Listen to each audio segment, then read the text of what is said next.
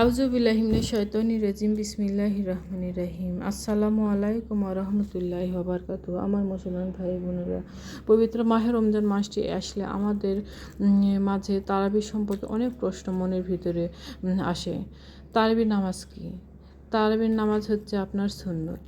মুসলমান ভাই বোনেরা, তারাবির নামাজ আপনারা সুন্নত নিয়ত পড়তে পারবেন, আবার নফল নামাজের নিয়ত করেও এই নামাজ পড়তে পারবেন। ইনশাআল্লাহ তাআলা আল্লাহ সুবহানাহু ওয়া তাআলা কবুল করবেন।